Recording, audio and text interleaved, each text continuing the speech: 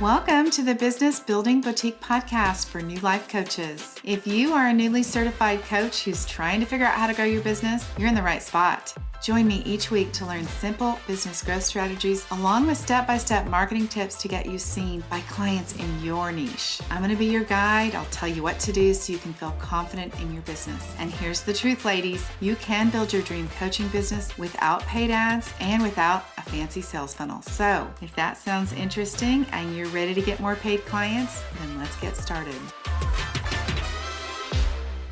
Hello, welcome to today's podcast. Today, I'm going to continue in our series about software technology that you need for your coaching business. I should mention that I think it's very easy for you guys to run your coaching business on less than $50 a month. And that $50 a month would be technology that you need. I recommend Canva Pro. I recommend Flowdesk. I do have a discount for Flowdesk that I can share in the show notes, and we'll be talking next week about Flowdesk as part of this 4-part series on technology and software that you need in your coaching business. But honestly, you guys, everything else you can use free versions of. So I want to encourage you to not go too far into getting subscribed to all of these software things because they all add up. And you need to be at a particular place in your business to really make use of those. Okay, so today we're going to talk about Google. Now, Google is free, and there are lots of Google things that you can do, and this is another tool that I would highly encourage you to. I'm going to give you the pointers, but I would encourage you to go and look at this on your computer so that you can see, or on your phone, so you can see more about what I'm talking about. One of the great things about Google is that it's cloud-based, and so you guys are going to be able to work on your phone on Google and also have it update on your desktop or your laptop, whatever it is. You can work on it from anywhere. So you guys will log into Google, into your Gmail account, your regular basic Gmail account. Once you get into Google, you will see that there is a little grid of 9 little dots up in the top right corner, and they're the Google apps that you can use. This is what I'm going to be talking to you about today. Again, it's all free. Inside of there, that's where you're going to find your Google email. You're also going to find Google Drive, which I will talk to you about, Google Documents, and some other things. Let me start by talking to you about Google Calendar. Now, I know many of you guys might be using like an Apple Calendar, and I use that for years too. But let me tell you how I use Google Calendar. You can either do this with your own Google Calendar or take these ideas and suggestions and use it on either your Outlook calendar, Yahoo, Apple, whatever calendar format you're using. So the first thing is that I have everything on my calendar. I do not depend on my memory for anything. So if I need to do something tomorrow, I schedule it and I add it to my computer. So it's on my calendar so I don't forget. Also, I really want to encourage you from a productivity point of view to make sure that you are allowing enough time to get a task done. So if you're going to schedule that you're going to do your social media marketing for the upcoming month, I want you to schedule enough time on your calendar that you can actually start it and finish it in the time block that you have. I used to be really good about overscheduling myself and not giving myself enough time to complete anything, which meant I was always behind. I will just kind of give you an example of that. It doesn't take 15 minutes to write an email. It takes 15 minutes maybe to write the email, but then you have to go through and proof it. And if you're going to use some kind of email software like Flowdesk, you've got to put it in Flowdesk. You've got to make it look pretty. You got to get your list that you're going to send it to. You got to send yourself some test emails. You get the point. It takes longer than 15 minutes. So maybe you block an hour on your calendar for writing an email. Everything on my calendar is color coded. So when you look at my calendar at a glance, and on the Google Calendar, you can look at it at a day, a week, or a month. If you look at it for the week, which I typically do over the weekend, I'll look to see what's coming in the week ahead. Mine is very structured by colors. So within Google, you can have various colors that you use for certain things. So like all of my private clients are red. The color block, the time blocks are red. All of the Business Building Boutique coaching sessions are turquoise blue. So all of those on my calendar look the same. I block off every day for lunch. I know that sounds crazy, but if you guys don't do that, the next thing you know, you'll be overscheduled and you will not be having a lunch break. And I did that a lot. So I block off lunches are yellow. That's also my time to maybe get out and get some fresh air and go for a walk. My own coach, the coach that I work with, our time colors are purple. So I don't need to go through all of it with you, but just know that it is so helpful to look at my week and see what I have on there. And if it looks like a particularly busy week, then I actually can go through and delete some things. I also set reminders on everything. So if I make an appointment for my group coaching, let's say, for my office hours, that's Tuesday at 1 p.m. Central Standard Time, I give myself reminders, a 10-minute reminder and 1 hour reminder. You can also give yourself a reminder 24 hours before. So if you you need to produce content or you need to review something for an upcoming coaching session with a client, you could give yourself a 24-hour reminder before their appointment to go and review the notes that you have, or maybe to prepare something or communicate with the client somehow. All of that, super useful to be able to put reminders on things so that you don't miss an appointment.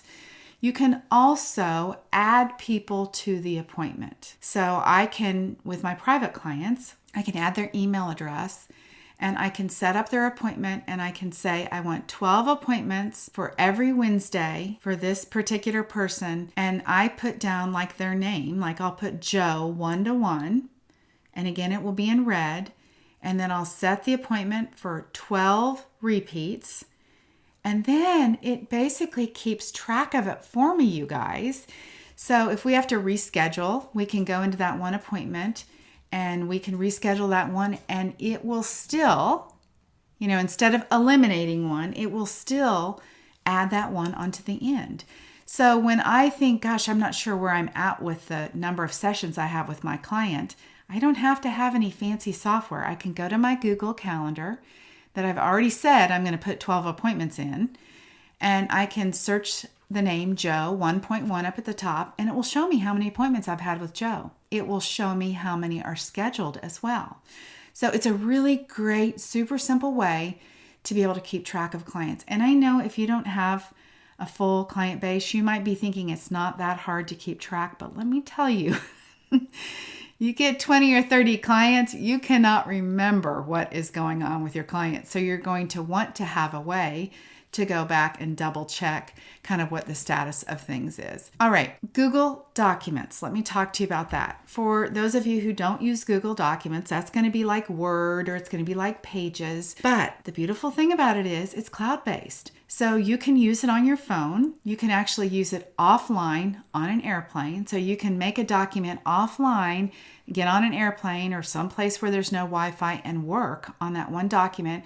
As soon as you get back to where there's Wi-Fi, it will update the document. You can also collaborate with people on one document.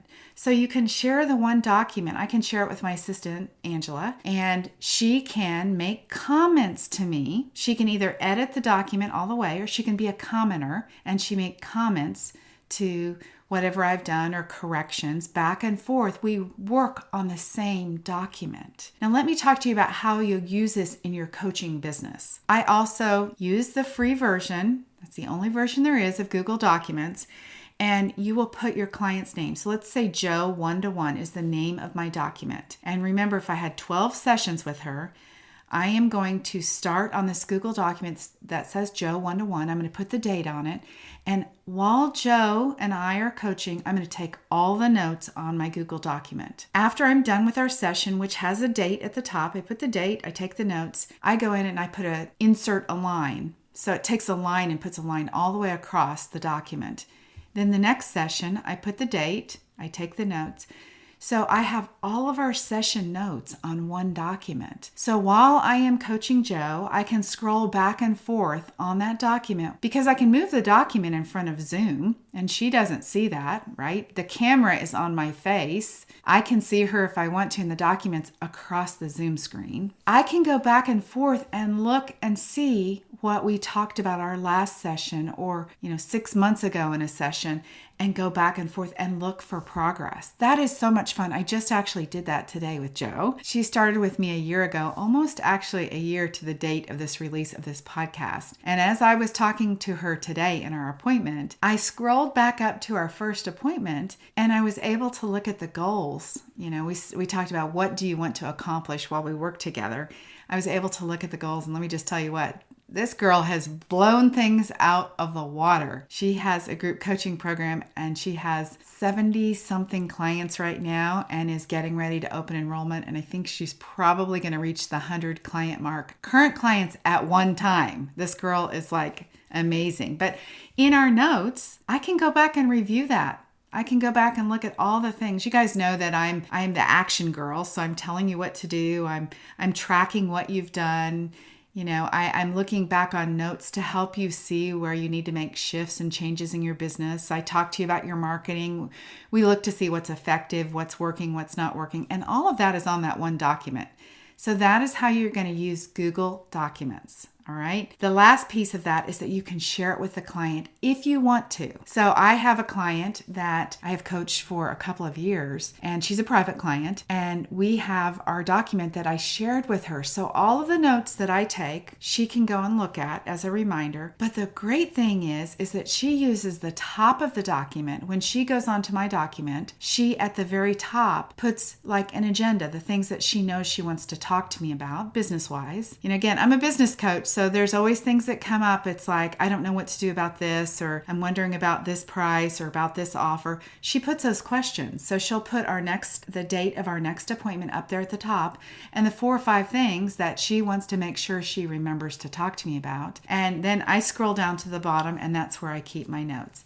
So it's pretty cool. That actual document with this particular client is 68 pages long, but it's all in one sheet. It's all just scroll right through it to the bottom of it. And we can look back over a long history of what we've accomplished together, which is, again, very fun. All right, that is Google Documents. Next, I want to talk to you about Google Sheets. Google Sheets is basically just like Excel or numbers. And it is a place where I want you to keep ideas. I want it to be your content bank. I want you to store any ideas, like all those screenshots that you've taken where there's a quote or there's an idea for Instagram post or whatever it is. I want you to put all those ideas into an idea bank. I also want you to put whatever it is you're posting in this spreadsheet. Within the spreadsheet on Google, you can add tabs across the bottom. So it almost becomes like a loose leaf notebook where like page 1 can be about Instagram posts, page 2 can be about email ideas, page 3 can be about group programs.